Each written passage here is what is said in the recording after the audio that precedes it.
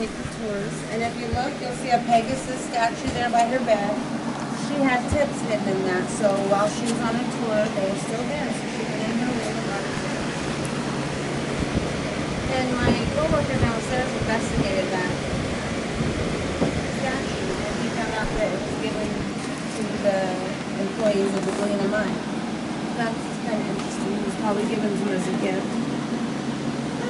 The lady in this room down here, her name was Casey. She was here 11 years. When you look in the room, you'll see a drawing of her that one of her customers drew, one of her regulars. Sorry. She was married her whole experience. When her husband supported her 100% when she left, they bought a business in Montana, and the last we heard from her, she was retiring. And that door, yep, and still married. This door, all the big honchos will use, which I don't quite understand because we never had a cover like the other Broncos did. So I don't know what they thought they were being sneaky from, but. And you'll notice all the colors on the doors, everything's color coded.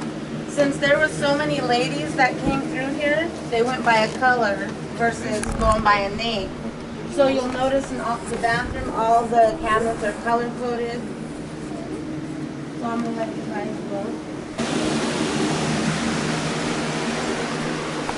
There was more people up here. I just can't.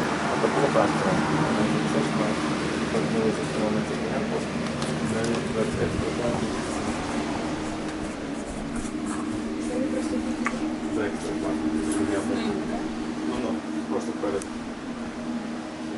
kitchen, look at the light.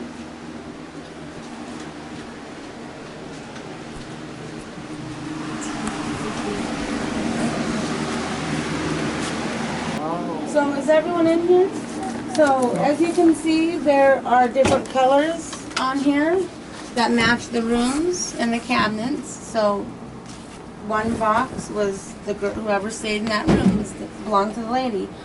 So after the ladies and the guys decided on a price, she'd come in here and wrap her money around this and stick it in her box. She wrote her name, what time it was, clocked in, and set the timers. And went back to the room. The maids were the ones that kept an eye on the timers. When it got to 2 minutes, they'd knock on the room and say, you have 2 minutes left. The guys could either pay for more time with the ladies, and the lady would stop what she was doing, come out here and set the timer. We set the timers. I'm getting tongue-tied here. And she'd go back to the room. If she trusted the maid, then she'd just hand the money to the maid, and the maid would come out and drop it in and set the timers back. I don't know how many girls actually trusted the maid, but.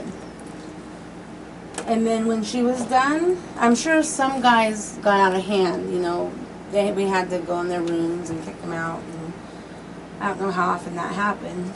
I'm guessing a lot of times because there was mostly drunks up here. So the ladies would write their name, what time it was, and then they'd clock in. When they were done, they wrote what time it was and clocked out, and they did that 12 to 20 times a day.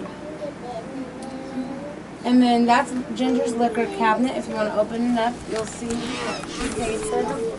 A lot of our bottles busted last winter because it got so cold. So this is a $4 contribution to the jukebox, and this is an $8 contribution.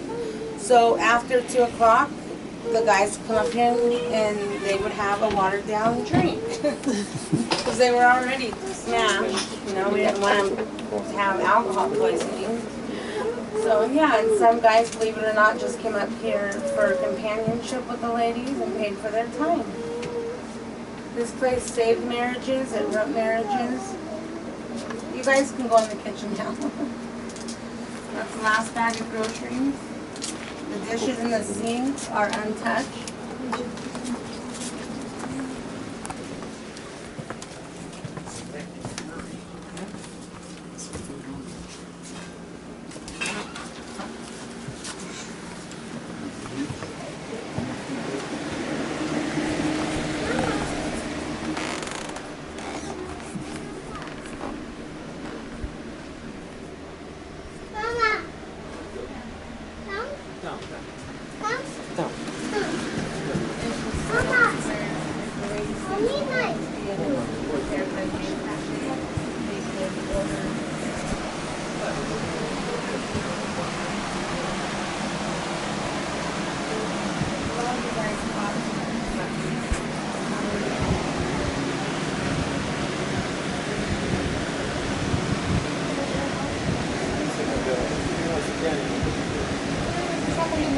This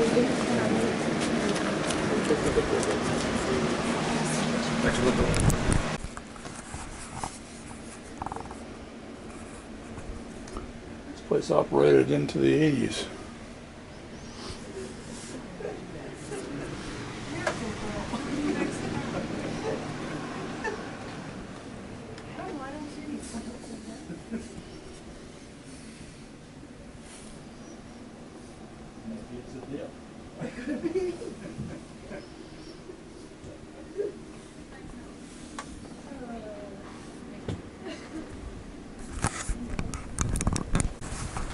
This funky door. I wonder what this says right here.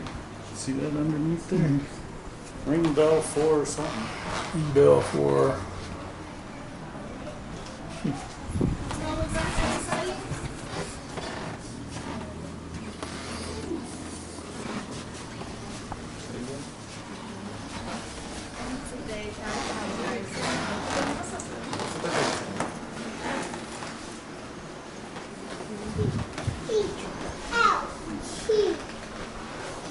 I probably lost you in here, so.